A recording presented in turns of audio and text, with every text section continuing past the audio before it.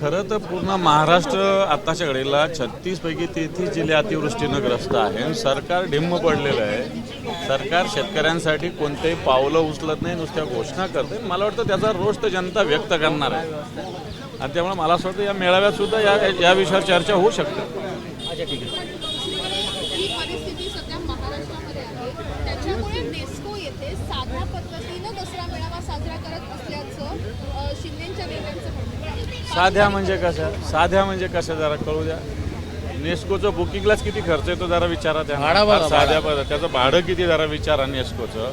आणखी तिथं व्यवस्था काय काय बघा जरा. जेवणावळ कशी चालू आहे, खानावळ कशी चालू आहे, कसे VIP सगळे चालू आहे आणि काय साधापणा आहे तुमचा.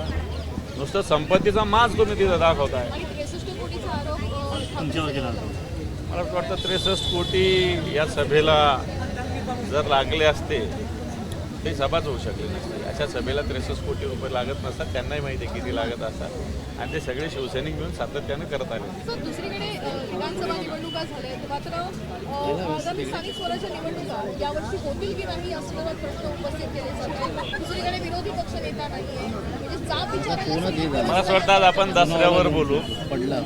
हे जे आताचं सरकार आहे हे सरकारला विरोधी पक्ष पण पाहिजे नाही, स्वतःचीच पाहिजे आणि स्वतःच्यापेक्षा एकट्याची पाहिजे अशा प्रकारची स्थिती आहे आणि मला वाटतं जनता याला व्यवस्थित उत्तर देईल.